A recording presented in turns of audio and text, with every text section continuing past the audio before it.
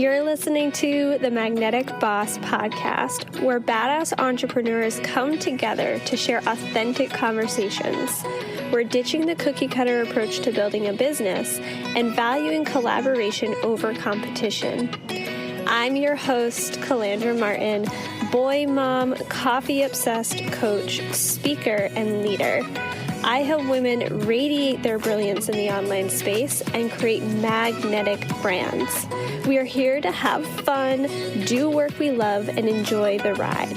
Now let's dive in.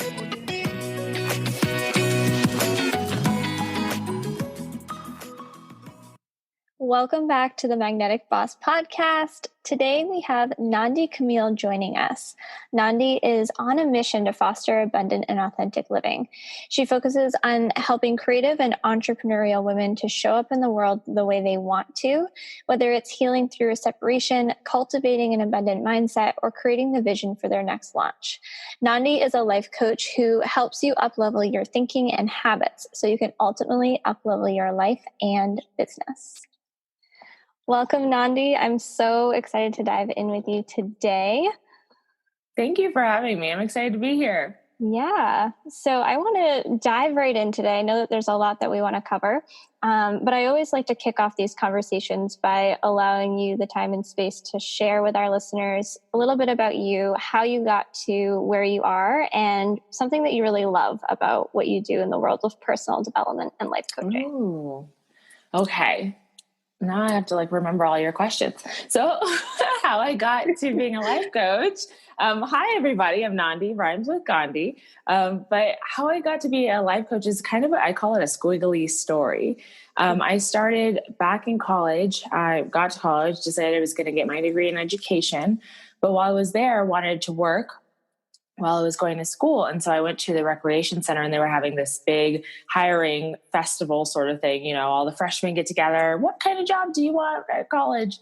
And so they're like, you could be a fitness instructor. You could, walk the floor and just be like a gym attendant. There's all these different jobs. They're like, who likes to be outside? And I raised my hand. I was like, I like to be outside. I was living in Florida at the time. I went to Florida Atlantic University. And that kind of set my path on fire. So working outside meant, when they said that, working on the Ropes Challenge course. And the Ropes Challenge course was all about initiatives that were both on the ground, so problem solving, and in the air. So literally having people climb 25 feet in the air on these climbing elements. We had a zip line. So I learned how to send people up and down rock walls, climbing walls, send them up into the air. And you wouldn't think that the two would be related, life coaching and working on a ropes course, but for me, they were, because it was the first job that I had where I loved it outside of babysitting. I had loved having conversations with these initiatives that we have on the ground where it's problem solving. Like, did you feel like you had a voice in this initiative? Were the questions that I were having to ask these participants. And participants were teenagers that were in halfway homes, so dealing with drug and substance abuse. These were also like Jamba Juice executives from throughout the state who were like, we have a new team and we want them to work together and communicate well. So we were asking all these questions around leadership and communication that sparked something within me. And so I graduated with my degree in education, ended up fast forwarding, working for Pure Barre Belmar part-time. So Pure Barre being a fitness studio, think like Orange Theory, but bar. So worked for them for a little while. We went to a retreat as a team and there was a life coach there. And so she invited the life coach in. She ran a vision board party with us. And it was in that moment, I promise you, I was like, oh my gosh, that is what I want to do. And so in the interim, I had been writing a wellness blog. I graduated college. I was like, I really love this wellness stuff I've been doing, but I have my degree in education. So I just kept writing this blog until I met that life coach. And then that's just when everything set on fire. And that was about 2 years ago. I literally started my business probably the month after I met her, if not the same month. I was like, no, this is what I'm supposed to be doing, what you're doing. She became my life coach. And so that is kind of where it all started. And I think the thing that I love the most about what I do, whenever people are asking about coaching, I get to be the space where, when you ask somebody like, how are you? And they're like, fine. That's, the normal Western response. I get to be the space where you're like, oh, no. I feel crap. I feel horrible. Or I feel amazing. And I'm so excited about this client that I just signed. I get to have a legitimate answer. And so I think that that's my favorite part about being a life coach is like, you get to tell me the truth. And that's what drew me to education though, too, is that kids are really honest. So I love honesty. I want to know the truth. Yeah, I love that. It seems like really what you do now is, there are signs of it all throughout your journey, even with, I think of the ropes course and how much mindset has to go in that type of environment. And like you said, asking people questions and having those conversations with them. It's really cool to see all of the pieces of your journey come back to your purpose, which, unlike for some people, for you just kind of sparked, like you noticed, right, this is what I want to do, which is really impactful. And I know that you're the queen of authenticity that you talk about a lot on social media. You support women with this. So what does authenticity look like for you in your life and business? And kind of how do you set the tone for your clients and the people that you work with when it comes to authenticity? Oh, I love this question so much. I've learned with authenticity what its partner word is for me is alignment, because we say a lot of like, live your best life, live your most authentic life, which I'm totally behind. But I think that there's a lack of information around what that actually means, right? So we hear live your best life, #YOLO, right? Who remembers that? You only live once, right? Where it's like, it was very much about go hard, like, c'est la vie, you only have this one life. And yes, that is important. But I think that where people get lost is in the day-to-day of what makes you feel aligned, right? So we can have these big, beautiful, grandiose goals of the money, the house, the guy, the travels. And I think that's all beautiful. But on a day-to-day basis, it's understanding what makes you come alive daily, right? What is in alignment for you? And so when we talk about being your most authentic self, what I like to offer people are a variety of tools that help them figure that out for themselves. My new tagline on my Instagram is I help women trust themselves, right? And so authenticity is about understanding yourself, what makes you come alive, right? Learning how to trust yourself. So I'm trying to think, the podcast my podcast, we just talked about doing a vision board party. So vision boards are actually really important in the tools that I use. I think that we think about them like, let's get out a bunch of pretty pictures and put them on a board. Like, yes, cool. Yes. And let's add some more to it. So when you think about being your most authentic self, some people just don't even know where to start. And so one of the ways I love to start is by a vision board, cutting out things that speak to you. So getting out of your brain and into your body. When we create a vision board from our brain, again, we get the travel, the man, the house, the car. Again, there's nothing wrong with that, but let's drop into your body. Let's go a level deeper, right? So just start cutting out pictures or pinning pictures, if you're doing this via Pinterest, that speak to your soul. When I say speak to your soul, check into your body, right? And so these are all things that I had to learn as a life coach, like check into your body. What does that mean, right? That means like expansive versus contracted. So when you think about your body, when you are excited, let's say you're going to meet a friend, a childhood friend who you love and you're so excited to meet. When you're going to meet them, often like you're getting ready, you're excited, you're doing your hair, like you feel very expansive. There's this like, there's no lack of energy, right? There's an excess of energy rather when you're going to meet this person because you're really excited. Versus think about someone who makes you cringe, right? Who like you're not looking forward to seeing. You're just like, they talk out the side of their neck. I don't like that's like a Southern term too. If anybody's like, what does that mean? Talking crazy, right? This is a person you don't want to go around, and you know how it feels before you go to see this person. It is a lot more tight. Your energy is tight. Your body feels tight. You feel contracted, right? There's this feeling of unsafeness. This fight or flight comes up. So that's what I mean when I say drop into your body.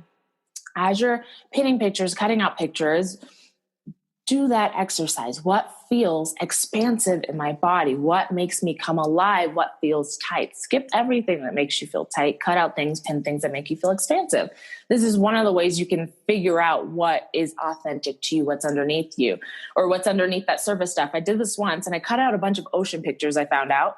And I wasn't paying attention. I'm just like, what speaks to me? And just cutting stuff out. And then I look, I'm like, oh, there's a whole lot of ocean here, right? I am now in Colorado where I'm landlocked. I grew up as a Navy brat where I had the ocean around me all the time. So on a conscious level, like I might have been like, I need more time off. I need rest, right?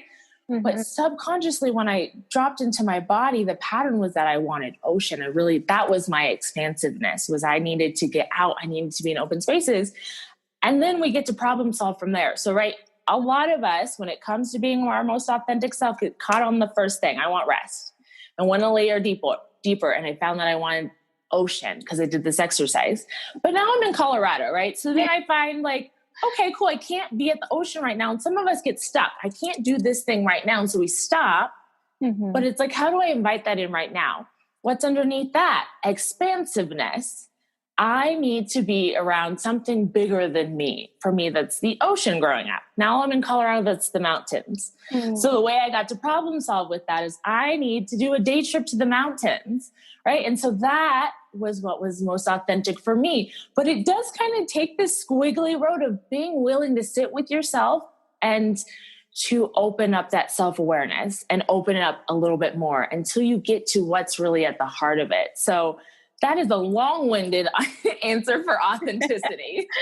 Oh, I love that. I love the squiggly line phrase that you keep using, because that's really what it's like, especially when I look at, the world of entrepreneurship and deciding what your purpose is and how you're going to show up in the world. I am a branding strategist, so I talk about this with my clients a lot. It's never this clear linear path. And I think that our expectation, or the way that we were raised to see the expectation for ourselves, is often that we have to know the answer and it has to fit into, the box that we've created or our subconscious has created.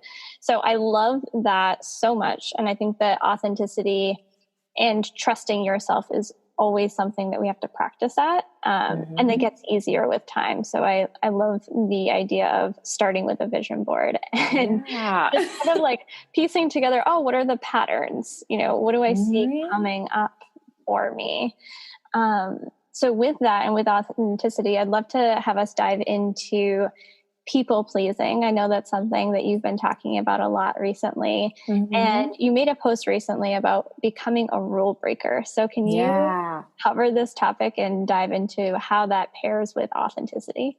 Yeah, absolutely. Oh, so fun. Okay. So the first thing that comes to my brain when you say that, the post for everybody else that I did the other day was kind of me making a cray face and just saying let's break the rules. But in the sense of, because I grew up as a rule follower, in the sense of you brush your teeth in the morning and you make sure, my parents grew up in the South. My dad was from Atlanta, so not a safe area. You lock the door when you come home. There's a set of rules I had to follow, right? You get A's and B's on your tests and your exams. C's were not allowed in my house. You're going to be a doctor, a lawyer, or an engineer. These were the rules for me growing up. So when I say that, what I want to offer, because we're all so different. And so first and foremost, check into your childhood. What was authentic for you in your childhood? What were the rules that you were taught? Right. And so start to notice if you carry those rules with you into adulthood, the ones that don't serve you, because there are those look both ways before you cross the street. That's a rule you're going to want to follow. That one's going to save your life, right? You're going to want to follow that rule. But the rule that says you have to be a doctor, lawyer, engineer to make money, right? I carry that with me into my adulthood. And I also want to offer that, yes, that was a rule that was given to me by my parents, but that was given to them by their parents, right? So we have to give my parents a little bit of grace. And I want you to do the same for your family, your background, whatever rules that were given to you by society or people that don't serve you now, give them grace. They did the best that they knew how to. Those rules helped my dad to get to where he was. He actually is an engineer and did make good money and was able to provide for his family. So following that rule made sense for him. Now, when they gave that rule to me as a child, that did not make any sense to my brain. I was like, doctor, I don't like blood. So no. Lawyer, I'm not going to read that much. And that does not sound that interesting to me. So no, right? Doctor, lawyer, last one was engineer. I don't like math that much. So for me, it was very clear that those things were not going to be a good fit for me. And I carry that with me, that success meant filling one of these boxes, checking one of these boxes, doing one of these rules, right? Because that's how my parents found success. And that's how I was taught success. and I didn't question it. And I haven't learned to question it until, again, becoming a life coach, where I'm learning these things, where I'm now teaching these women got to question this stuff that doesn't serve you, right? Because I found myself as an adult, I have a very creative and very entrepreneurial spirit. Like, I want to create things, all sorts of different kinds of things. Like, I could run an earring business tomorrow, the next day do personal development. Luckily, I've landed on something that I absolutely love and it has so many different facets to it, coaching. Like, I can speak one day, I can do a podcast. So it feeds that creative cup. But for the longest time, I thought, I can't be successful. And for me, success meant affluent, like making money in my business. I can't make good money in a creative business. That was a thought, because it didn't fill into one of the boxes that I was taught. And so what I want to offer is to question that. Question those rules. If it doesn't resonate with you, then question it, right? Ask, why doesn't this resonate with me, right? What is the belief here? What am I making this mean about me? I made it mean that I could only be successful if I was a doctor, a lawyer, or an engineer, because that's what I was taught. So when it comes to being your most authentic self, right, tap into going back to that inner child. You, when you were that first 7 years of your life, what were you naturally drawn towards? What did you love, right? Because when we become adults, we've processed this 7-year-old that by the time you're 7, you know what keeps you safe. You know what you can and can't do. You have a general understanding of how the world works, and you kind of follow that. So then we get into our adulthood, and then that turns into people pleasing, right? And so I'm really grateful that I knew for myself, I am not a doctor, lawyer, or engineer. I'm just not. And so I'm really grateful that I had that self-awareness and did not go down that path, because I know so many people who do, who their parents tell them, here are the rules to success. They say, okay, I'm going to follow those rules. And they find themselves 23 years old.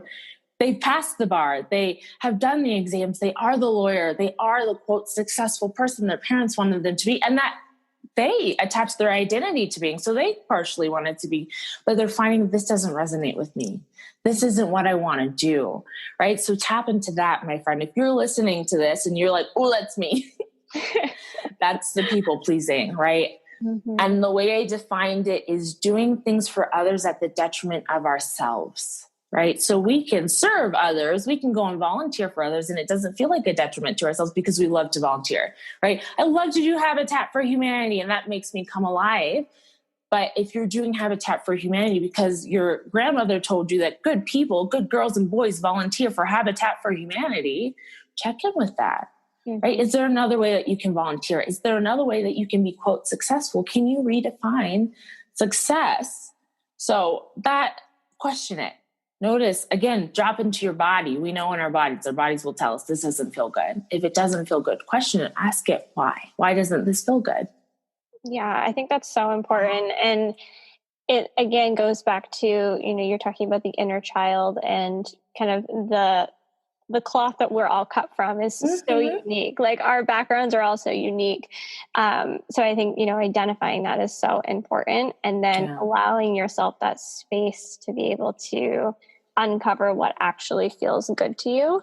I know, in my journey, I went into college not knowing what I wanted to do. Yeah. And ultimately I decided, well, it doesn't feel good to me to be in college for literally no reason. I didn't know what my future was. I didn't know what my career path was going to be. And even though it made no sense to anybody in my family, I left college because it didn't make sense. It didn't feel good. And I trusted it. And now here I am, entrepreneurial path, loving every single second of it. And I really want anybody listening to this to recognize that you can give yourself that permission to question things, to explore whether something feels good to you or not. While we're kind of on that topic, I think something that goes hand in hand is limiting beliefs and insecurities that come up. And I know that you help women with gaining confidence and showing up and being themselves and trusting themselves. Do you have any tips for addressing limiting beliefs? Yeah, absolutely. So one thing that I think has been really impactful for me in my practice, and that I use with my clients, is rewriting those stories. So again, I think it comes back to that self-awareness. If you are just starting your self-awareness journey, what I tell people is just to start to notice your thoughts. And I know that sounds crazy again. A lot of what I say the first time it hits people's brains sounds crazy. What do you want me to think about my thoughts? No. I want you to notice your thoughts. And what that means is truly like, just notice them. So sometimes it's easier with something more specific where you regularly have an emotional response. So let's say you regularly get excited or dread going to the gym, right? Different people have different responses. The gym is an easy one. For me, it's like, no. That's why I bought a Peloton, because I don't want to go to the gym. So you have one of two responses. So think of a space and area where you have a response. And then what I want you to think about are, what are your thoughts? Or notice, what are your thoughts? So if you love going to the gym, oh my gosh, I'm so excited. I love the way I feel. I love these pants. They're great. Like, I love to see my friend when I go there. This playlist is going to be awesome. Like, what are your thoughts before you go to the gym, right? If you enjoy it. Now, if you don't enjoy it, it may be, I don't have anything to wear. I don't want to drive. Where's my water bottle? This is stupid. I'm not going to lose the weight anyway, right? So we're laughing because these are real thoughts that we have. Totally. So watch them, notice those thoughts, right? And so that is where we figure out where the limiting beliefs are. So on the example where it's positive when we're going to the gym, you don't have to worry about that. You feel good about going to the gym. You already practice. And this is the other thing that sounds weird to people. You already practice positive thoughts in this area. It doesn't feel like practice because your brain just does it. It goes into autopilot. Mm-hmm. But you had to think thoughts on purpose, right? You had to think, I love these pants that I'm putting on. You had to think, this playlist is great. That thought caused a positive reaction in your body, which then created a positive experience at the gym. If you are thinking about going to the gym, if you're having a negative experience, like these pants don't fit, this is stupid, I'm never going to lose the weight, that's a negative emotion that you're going to have in your body because of those thoughts. The circumstance is the gym. The gym is neutral, right? You have two different people that have two different thoughts about it. It's their thoughts about it that create their experience, not the gym. It's their thoughts, right? So when you think about limiting beliefs, the friend that has the thoughts, I'm never going to lose the weight, that is a limiting belief. That is not the truth. That is a thought that doesn't serve them. That is a thought that they have made up, right? It's actually, they've made it up. Mm-hmm. So you can make up another thought. And that's where we get into practicing those thoughts, right? So we have to find a thought that feels good for you. And that's when it comes back to authenticity, where we get caught in, I love affirmations, but be careful. Because if your affirmation is, I love myself and I love my body, let's say like, you're the person that's like, I'm never going to lose the weight. And your coach is like, I want you to affirm, I love myself, I love my body, right? So you go to the mirror, you're like, I love myself and I love my body, but you don't believe it, right? Then you end up hating on yourself because you don't believe the thought that you love yourself because you think you should be there already. Yeah. This is why this doesn't work. Nope, it's the domino effect. Exactly. So that is why I say first and foremost, we notice. Because what I want to happen in that moment, if you notice, like you go to the mirror and you're like, I love myself and I love my body, but you notice it doesn't feel true. That's where I want you to stop. Notice that it doesn't feel true instead of being like, it doesn't feel true and this is bad and I should be there already. Then we have a negative compound effect. And then we have a nasty experience. So that's why it just starts with that self-awareness of the noticing. You don't need to do anything with your thoughts right now, because if you try to do something with that thought, it's going to be, this is wrong. I need to change it. Don't try to change anything right now. Just try to be with it, right? Part of the limiting thought is just the resistance to the thought in the first place. So the way to mitigate that is to just be with it, to just be with thought, to just notice, oh, isn't that interesting that I believe that I'm never going to lose the weight? Oh, isn't that interesting that I don't like my body in this season, right? Start to notice the way you're talking about yourself. Start to notice the way you're thinking about yourself. This is the beginning to rewriting those limiting beliefs. And if you're ready to, go to a place where you find an affirmation that you love. One that I love is I trust myself and I have everything I need to be successful, right? I can make that up. That feels good for me to make up. I trust myself and I have everything I need to be successful, but I practice that thought. Like I literally have it written down. I practice it as often as I can remember to. I say it out loud so that that becomes my new way of being. That becomes the new thought that my brain pulls up automatically, because our brains are machines. It's going to pull up what you practice. Yeah. So if I practice, I trust myself and I have everything I need to be successful, that becomes my new way of being. And that becomes the way I see the world and the feeling that I have in my body, because that's the new thought that I practice. But I think it all comes back to starting with that self-awareness of noticing, what are you thinking about the things in your life? Yes. Oh my gosh. I love all of this. It's like we have to treat ourselves almost like robots and like Yeah. reprogram ourselves to think the thought and create the belief in ourselves and whatever it is. And I think this is so applicable to your personal life. It's applicable to your relationships, your business, really anything. Absolutely. Yeah. I really want to be mindful of our time today, but I think that we're kind of just hitting the tip of the iceberg here. So I'd love to have you share with our listeners where they can find you, where they can get connected with you, so they can take this another step further. Because like you said, this is kind of the first step, is just having that awareness and asking yourself, or being aware of, oh, that's interesting. I love that phrase. Absolutely. Yeah. It makes the resistance go away. We're not fighting the resistance, right? Because even that's resistance to the resistance. It's about like, what is the word that I'm looking for? It starts with a D, dissolving. You want to like start to dissolve it away. You want to ebb it away. We're not trying to fight it or strip it or rip it off like a Band-Aid. You want it to dissolve.